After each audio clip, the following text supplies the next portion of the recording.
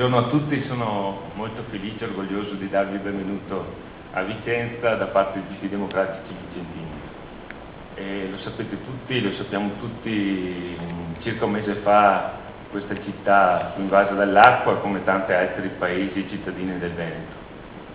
Quell'alluvione ha lasciato dei segni visibili sui muri, sulle strade, sui ponti, sugli argini dei fiumi, che però in un mese sono quasi del tutto scomparsi con l'aiuto e col lavoro volontario di migliaia di persone, di giovani, di persone che veramente, spontaneamente sono scesi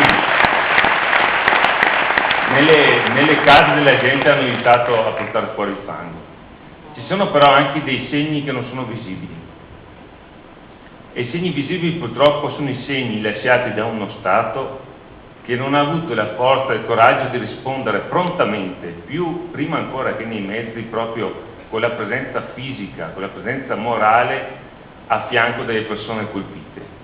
E questa lontananza dello Stato è una lontananza che si va a sommare a dei problemi che colpiscono queste terre di carattere economico, ma anche a quella diffidenza che i veneti nutrono verso Roma e verso la politica.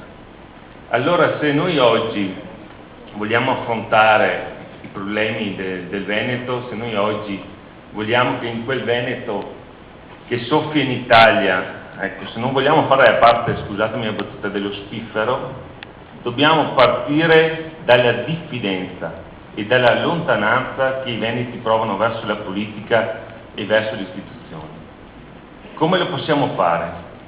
A partire da qui oggi, senza rimandare a leader, a capi, a Roma, eccetera, le responsabilità. Lo possiamo fare parlando del Veneto al Veneto. Parliamo troppo di noi stessi per noi stessi. Parliamo troppo delle nostre correnti, troppo dei nostri problemi, troppo delle nostre ambizioni e parliamo poco di ciò che interessa la gente, dei loro problemi, e non abbiamo la forza di spiegare a loro quali sono le nostre proposte. Non lo facciamo ancora a sufficienza e qui oggi nel lavoro che faremo nei gruppi dobbiamo arrivare a qualcosa di concreto, qualcosa di sintetico, a qualcosa di pratico. Non mi piace la gente, i leader, i dirigenti che vanno sui giornali e continuano a dire che non la pensano come l'altro leader del loro partito. Su questa cosa dobbiamo restare uniti e dimostrare unità. Va bene la democrazia all'interno del partito, non va bene la voglia di distinguo per le ambizioni personali. C'è un'altra cosa che vorrei che affrontassimo oggi, ci sono qui i sindaci di Vicenza, di Padova, di altre città, di Montebelluna, di Ponte delle Alpi. Vorrei veramente che capissimo perché ancora in molte amministrazioni riusciamo a vincere. A Vicenza governiamo le prime 4 città della provincia, governiamo quasi la metà dei vicentini, abbiamo quasi 4.000 iscritti, più di 80 circoli e però alle regionali abbiamo meno del 20%. Questo è uno dei temi, secondo me, che vorrei che emergessero dalla discussione e dal confronto con i sindaci. E guardate che io non credo nell'uomo della provvidenza, non credo, c'è un proverbio che dice che dietro, Bersani diceva a Roma, il mio nome sul simbolo del PD non ci sarà mai, e credo che questa sia una caratteristica che appartiene solo al Partito Democratico. Noi siamo partito per le nostre idee e non per i nostri uomini.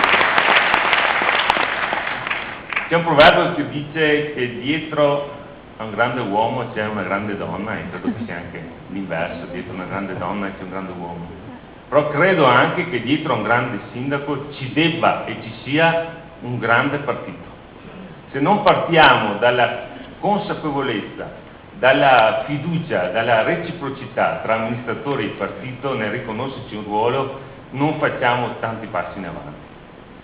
E infine un altro tema, per colmare la diffidenza e la distanza tra la politica e il Veneto, io credo che non possiamo permetterci di farci indicare i rappresentanti da Roma.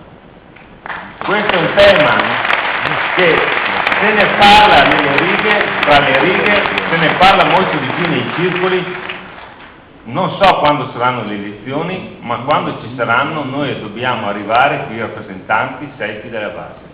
Non possiamo nascondersi dietro un dito perché la gente capisce benissimo ciò che diciamo a Roma e ciò che diciamo in Veneto. Non possiamo dire che vogliamo cambiare la legge elettorale e se rimane questa legge elettorale poi farci permettere che i parlamentari vengano indicati dalle segreterie nazionali. E guardate che io credo che i parlamentari stiano facendo un buon lavoro, sono le prime vittime di una legge elettorale infame, perché alla fine, pur facendo un buon lavoro, risultano in parte delegittimati proprio dal modo in cui sono stati scelti. Infine vi ringrazio per il tempo che avete voluto dedicare oggi. Io credo che tutti sacrifichiamo tempo alle famiglie, alle nostre passioni, al nostro lavoro, perché crediamo in questo partito. Il fatto di essere così numerosi oggi credo che sia un gran regalo che ci facciamo e ci meritiamo oggi di fare un buon lavoro e di arrivare alla fine con delle risposte chiare. Grazie.